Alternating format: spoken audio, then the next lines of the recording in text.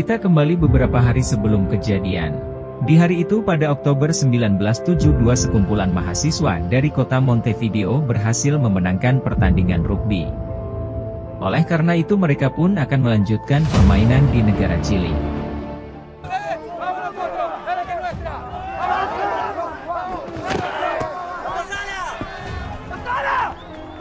Untuk menghemat biaya mereka pun menyewa pesawat milik Angkatan Udara.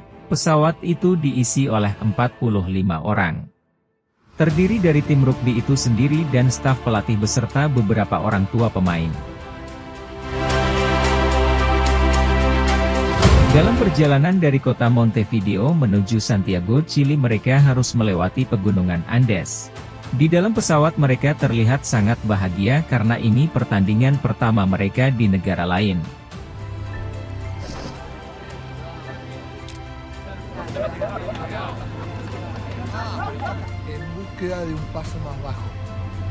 Saat memasuki pegunungan Andes, pesawat mereka mengalami turbulensi.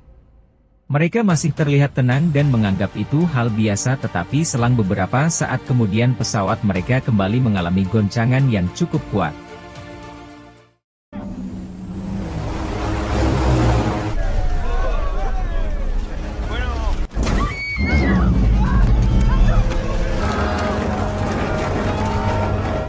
Sang pilot mencoba mengendalikan keadaan, namun tanpa ia sadari pesawat tersebut ternyata sudah berhadapan langsung dengan pegunungan Andes.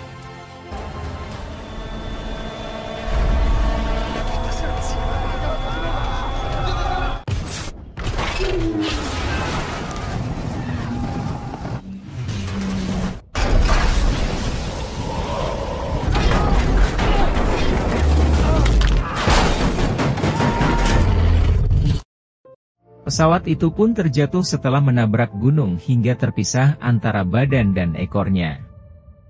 Ada beberapa penumpang yang selamat dan ada juga yang cedera parah, namun sebagian penumpang lainnya meninggal saat itu juga. Dalam keadaan panik itu, mereka yang selamat berusaha menyelamatkan rekan-rekannya yang lain. Cuaca yang saat itu sedang terus salju membuat penderitaan mereka semakin parah. Pada saat itu penumpang yang selamat mencoba meminta tolong pada pilot untuk menghubungi tim penyelamat.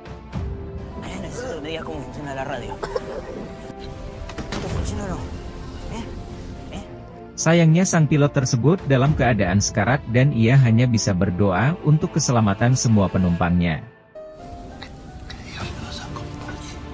Pada malam harinya, mereka diterjang oleh cuaca yang sangat dingin. Mereka berteriak dan masih tidak percaya dengan apa yang telah mereka alami.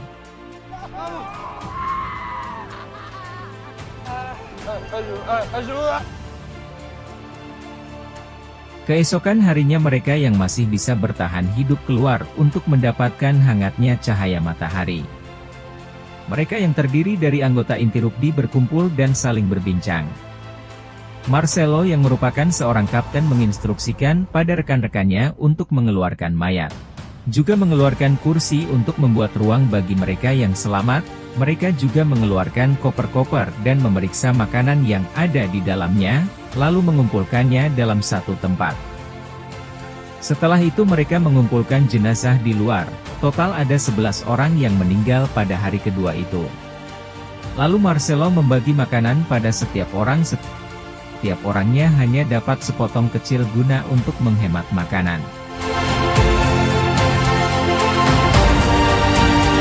Malam harinya mereka berkumpul di dalam pesawat saling berdempetan untuk menghangatkan badan mereka, juga menutup lubang dengan koper agar udara dingin tidak masuk ke dalam.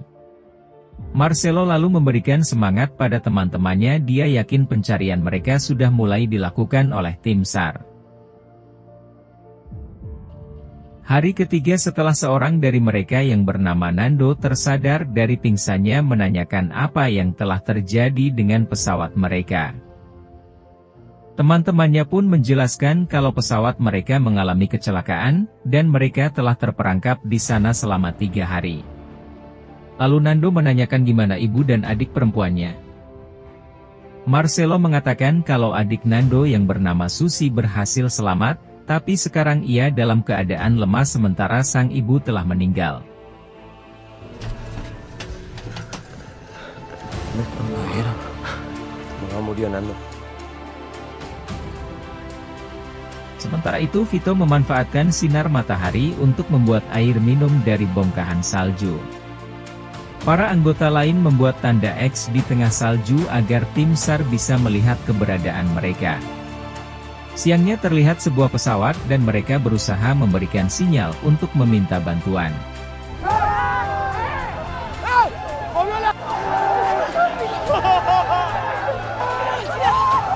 Mereka sangat yakin kalau pesawat itu melihat keberadaan mereka. Sore harinya dalam keadaan yang sangat lapar, mereka sering bercerita dan terus menunggu bantuan datang. Tapi sampai malam bantuan yang mereka harapkan tak kunjung tiba. Di hari keempat mereka kembali mendengar suara helikopter tapi sayangnya tim SAR tidak bisa melihat keberadaan mereka. Kini makanan mereka hanya tinggal sedikit, dan mereka terancam kelaparan jika tim SAR tidak berhasil menemukan mereka. Salah seorang dari mereka yang bernama Yuma mempunyai ide. Ia berencana untuk memanjat tebing dan pergi ke ekor pesawat. Dia mengatakan kalau baterai pesawat tersimpan di bagian ekornya. Dan baterai itu mungkin saja bisa digunakan untuk menyalakan radio komunikasi. Tanpa persiapan yang matang, 4 dari mereka mulai melakukan perjalanan untuk menemukan ekor pesawat. Setelah jauh berjalan mereka pun beristirahat sejenak. Di saat itulah mereka baru sadar bahwa pesawat mereka memang tidak terlihat dari jauh. Mungkin karena itulah tim SAR masih belum bisa menemukan mereka.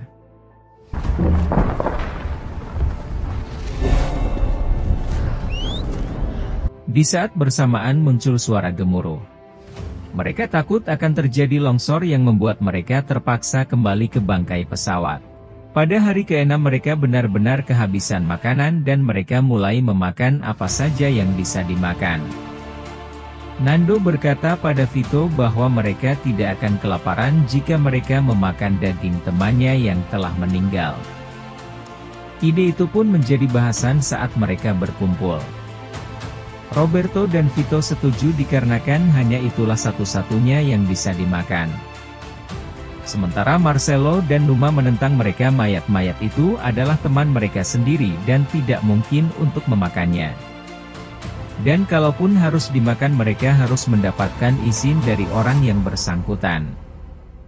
Terjadi perdebatan di antara mereka, pilihan yang sulit antara memakan mayat teman sendiri atau mati kelaparan. Roberto juga mengatakan kalau kondisi mereka semakin lemah, bahkan sekarang air kencing mereka juga telah berubah menjadi hitam.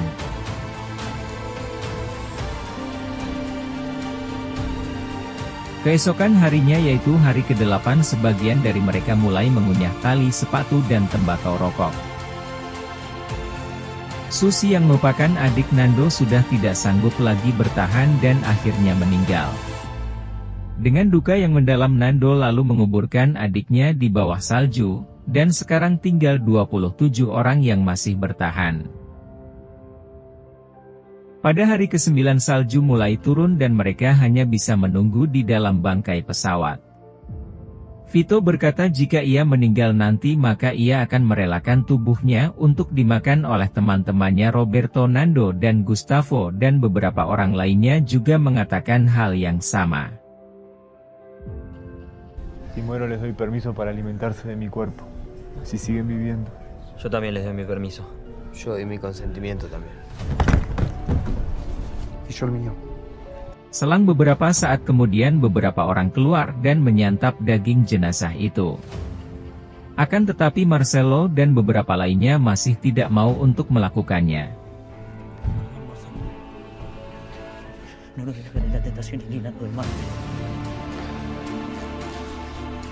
Keesokan harinya mereka kembali mengambil beberapa potong daging.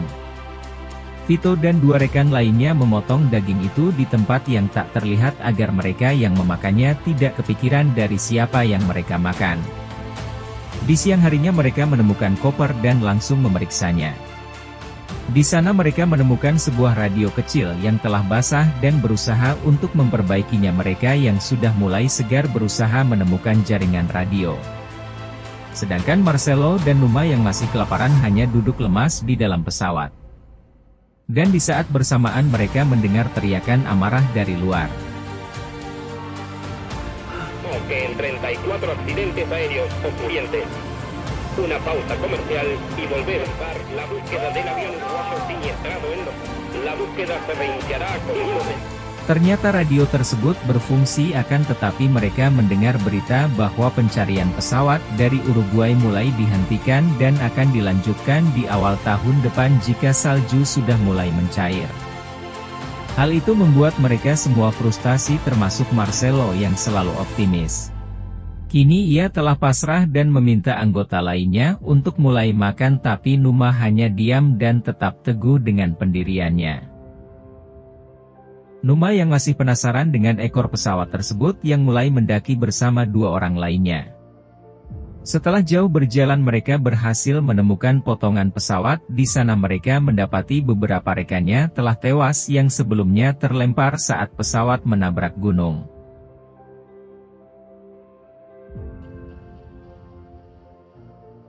Sore harinya matahari pun mulai tenggelam, tetapi Numa tetap mau melanjutkan perjalanan dan pada akhirnya mereka terjebak di tengah hamparan salju. Pada malam harinya mereka saling berpelukan di bawah salju yang begitu menusuk.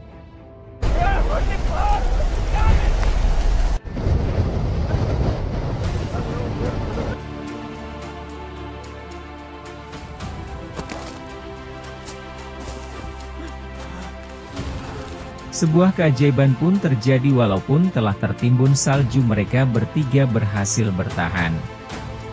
Bertahan dengan potongan badan pesawat mereka berseluncur kembali ke bangkai pesawat. Di sela pembicaraan mereka, Nando mengatakan ia akan mengitari gunung. Ia yakin negara Chili berada di balik bukit itu dan untuk melakukan perjalanan mereka harus makan karena perjalanan sangatlah jauh. Numa yang selama ini tidak mau makan ia pun menyerah dan langsung menelan daging itu. Numa yang sebenarnya sudah putus asa mulai melihat harapan. Ia melihat Nando yang dulunya terluka parah kini mulai membaik. Nando terus terlatih untuk melakukan perjalanan yang jauh. Singkat cerita 17 hari sudah mereka terjebak di sana. Kondisi mereka mulai membaik dan saling bercanda untuk menghibur diri. Tetapi musibah kembali datang, tiba-tiba terjadi longsor yang menimbun mereka semuanya.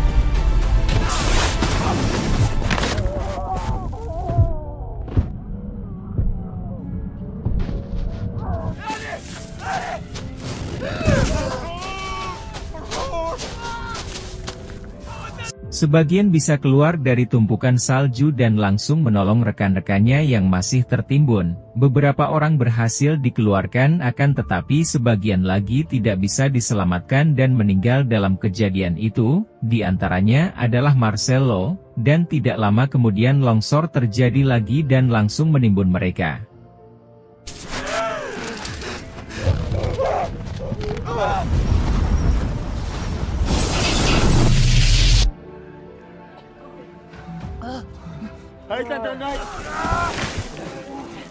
Beruntungnya Numa bisa memberi jalan masuk, hingga mereka bisa kembali menghirup udara. Hari ke-18 merupakan hari kedua mereka tertimbun salju. Mereka yang kembali kelaparan terpaksa memakan jenazah teman mereka yang baru meninggal, Roberto yang merupakan mahasiswa kedokteran dengan santai yang membedah mayat. Tapi Numa yang melihat itu menjadi stres, dan mulai emosi. Ia berusaha memecahkan jendela hingga kakinya terluka.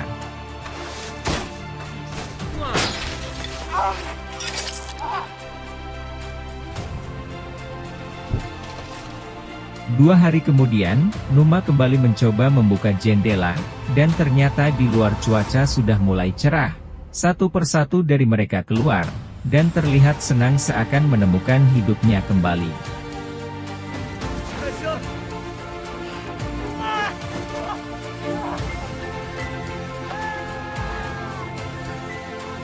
Mereka pun mulai menyingkirkan salju yang menutupi pesawat. Luka Numa yang semakin hari semakin parah, membuat tubuhnya semakin lemah. Alvaro yang dulunya terluka, menasihati Numa agar Numa penghemat energinya, bahwa dalam hukum juga ada pengecualian, karena mereka juga harus bertahan hidup. Numa mulai mengerti maksud dari ucapan Alvaro, sementara itu Nando yang sudah kesal mengajak teman-temannya untuk mencari jalan pulang. Semua orang menolak karena itu tidak mungkin sebab salju masih terlalu tebal. Teman-temannya pun kembali masuk ke dalam pesawat. Sementara di luar, terlihat Nando yang masih memaksa Roberto untuk melanjutkan perjalanan. Namun Roberto tetap menolaknya. Pada hari ke-34 cuaca mulai memanas, dan salju mulai mencair, namun pada saat itu kondisi Alvaro semakin memburuk, dan ia semakin sekarat. Gustavo yang juga merupakan mahasiswa kedokteran, memaksa Roberto untuk melakukan perjalanan. Ilmu kedokteran mereka tidak akan berguna dalam kondisi seperti ini. Sementara itu kondisi Alvaro semakin melemah. Dan pada akhirnya ia pun meninggal. Esok harinya 4 orang dari mereka mulai menjadi rute untuk kembali. 4 orang itu adalah Nando, Roberto, Tintin dan Numa yang memaksakan diri walaupun kakinya sedang terluka. Saat itu mereka mencoba ke arah selatan menuju Argentina. Tapi belum jauh mereka berjalan Numa terjatuh karena merasakan sakit di kakinya.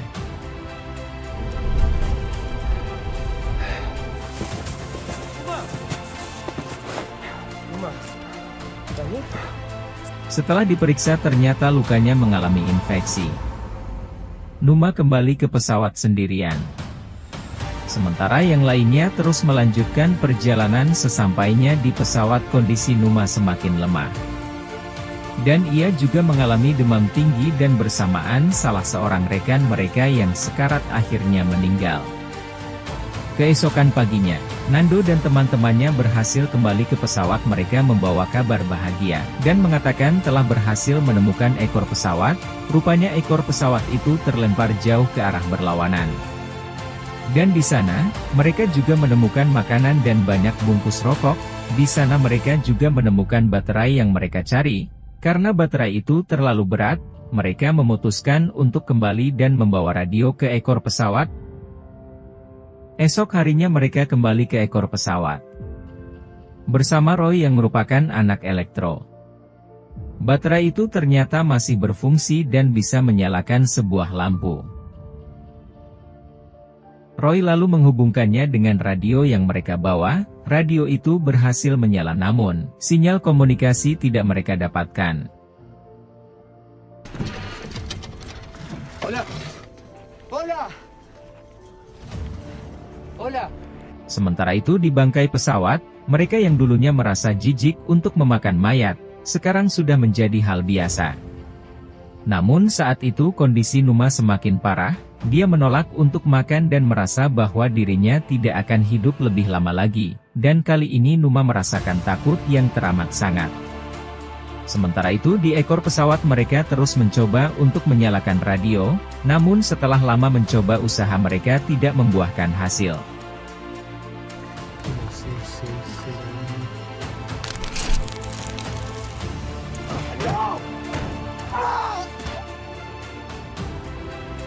Saat memeriksa barang-barang, Tintin menemukan kain waterproof dan mereka membawanya kembali ke bangkai pesawat, dan pada akhirnya mereka pun kembali dan mengatakan kalau radionya tidak berhasil menyala, namun mereka membawa kain waterproof yang bisa digunakan untuk selimut saat berada di alam terbuka. Keesokan harinya mereka mendengar radio bahwa pencarian pesawat dari Uruguay akan kembali dilakukan. Mendengar berita itu membuat Roberto mulai ragu untuk melakukan perjalanan, namun Nando terus memaksanya. Ia tidak mau menggantungkan nasib dengan hanya menunggu tim SAR datang. Di dalam pesawat terlihat kondisi Numa semakin hari semakin parah. Kepada Nando ia berkata bahwa tubuhnya boleh dipakai oleh temannya untuk bertahan hidup. Malam harinya mereka terus merawat Numa dengan peralatan seadanya, tapi di keesokan harinya Numa pun akhirnya meninggal dunia, dan sekarang tinggal 16 orang lagi yang masih bertahan. Di dalam saku Numa terselip pesan yang berisikan, tidak ada cinta yang lebih mengerikan selain mengorbankan diri demi teman-teman. Melihat itu Nando dan teman-temannya bersiap untuk memulai perjalanan. Keesokan harinya atau hari ke-61 Nando, Roberto dan Tintin mulai melakukan perjalanan rute yang mereka ambil. Kali ini adalah menuju ke arah barat yaitu Chili. Ucapan semangat dan doa dari teman-teman mengiringi kepergian mereka. Salimos mañana. Mucha suerte, Roberto. Regresar los cuerpos de mi mamá y eso sí. ¿Está? Y después no se olviden de nosotros. Acá los esperamos.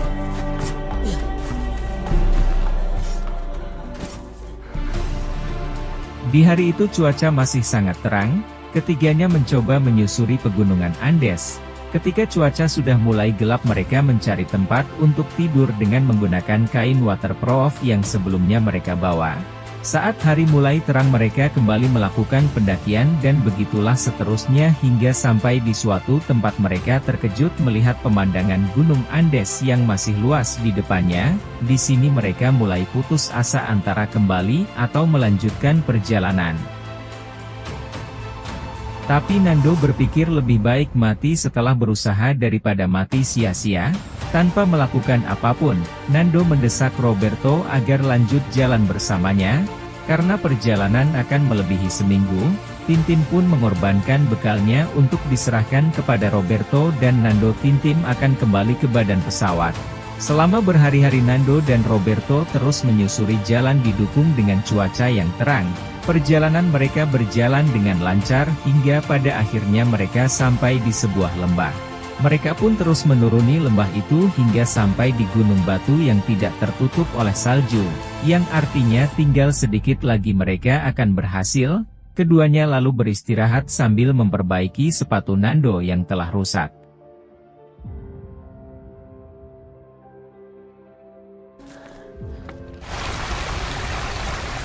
Keesokan harinya mereka menemukan sebuah sungai dan langsung minum di sana. Dan di saat bersamaan mereka melihat seorang polisi gunung dan langsung meminta tolong sambil menyebutkan identitasnya. Polisi itu langsung menolong mereka, dan kembali ke kantor sambil membawa keduanya. Dia langsung melapor pada tim SAR. Ini saat itu Nando dan Roberto sedang menikmati makanan, dan ini adalah makanan ternak yang pernah mereka rasakan. Lalu tidak lama kemudian datang rombongan media yang ingin meliput keberhasilan mereka. Keberhasilan mereka menjadi viral dan diberitakan di semua media, dan berita menggemparkan itu juga sampai di radio kecil di badan pesawat. Interrumpimos, amigos oyentes, este programa para ampliar la información que les adelantamos hace unos minutos, porque ya se conoce la identidad de los dos jóvenes sobrevivientes del avión uruguayo que se estrelló hace 71 días en los Andes. Se trata de Roberto Canessa y Fernando Parrado. Mereka menjadi terharu dan sangat senang mendengar berita dari radio. Mereka langsung berkemas dan menunggu dijemput tim SAR. Lalu Nando kemudian dibawa masuk ke helikopter untuk menunjukkan lokasi jatuhnya mereka. Sementara itu, Gustavo membawa barang yang bisa menjadi kenang-kenangan bagi teman-temannya, sementara Roberto mengubur daging sisa perbekalannya.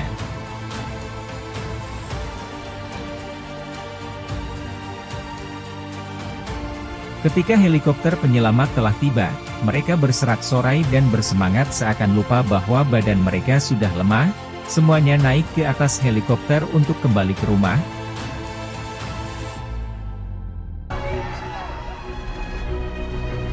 Pada tanggal 22 Desember setelah menghilangnya mereka akhirnya mereka berhasil diselamatkan.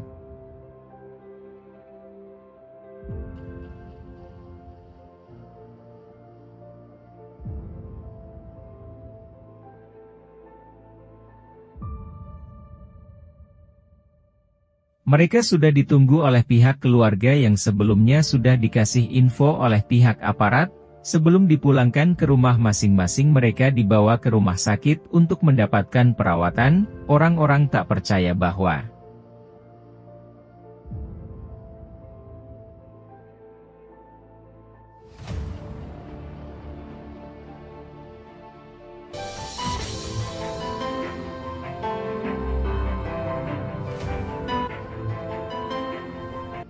mereka bisa kembali dengan selamat.